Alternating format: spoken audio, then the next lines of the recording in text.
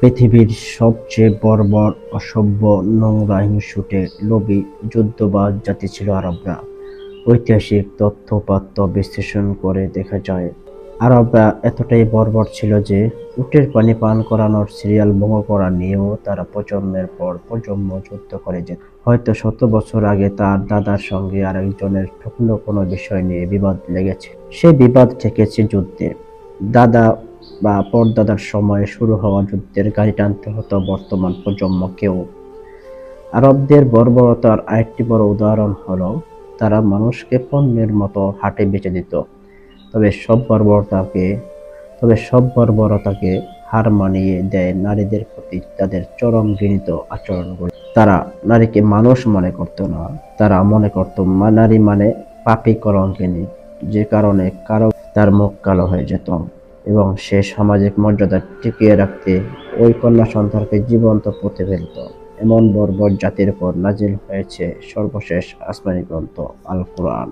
ইতিহাস থেকে জানা যায় যে সমাজে মাত্র ১৭ জন মানুষ লিখতে পড়তে জানত, আর বাকি সবাই ছিল অজ্ঞতা, কুসংস্কারের অন্ধকার জগতে।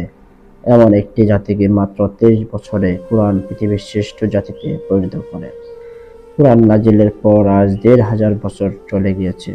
নবী করিম সাল্লাল্লাহু আলাইহি ওয়াসাল্লাম হাদিসে বলেন, অবশ্যই আল্লাহ তাআলা এই কুরআনের মাধ্যমে কোনো জাতিকে বিশ্বের বুকে প্রতিষ্ঠা করেন। এর বাস্তব প্রমাণ এটাই। বর্বর আরবরা নবীজির দাওয়াতে সাড়া দিয়ে এমনভাবে কোরআন মেনেছে, তাদের পুরো জীবন কোরআনময় হয়ে গিয়েছে।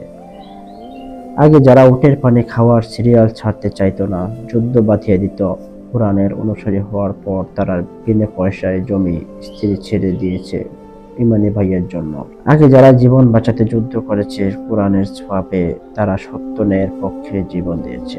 সব দিক থেকে সমৃদ্ধ, মানবিক ও প্রেমময় জাতি হিসেবে পৃথিবীর নেতৃত্ব দেয়। এ কোরআনের মাধ্যমেই আল্লাহ তাআলা জাতির পতন ঘটান। যে কোরআন উন্নতির চাবিকাঠি, সে কোরআনই অবনতি, লাঞ্ছনা, গঞ্জনার কারণও। ইতিহাস সাক্ষী, মুসলমানরা যখনই কোরআনের শিক্ষা ভুলে গিয়ে দুনিয়ার ভোগবিলাসে ডুব দিয়েছে, তখন থেকেই তাদের রাজকপালে গোলামির সিল লেগে গিয়েছে। এক সময় জ্ঞান বিজ্ঞানের নেতৃত্ব দেওয়া মুসলমান জাতি আজ বিশ্বের দুয়ারে ভিক্ষুকের মতো দাঁড়িয়ে আছে।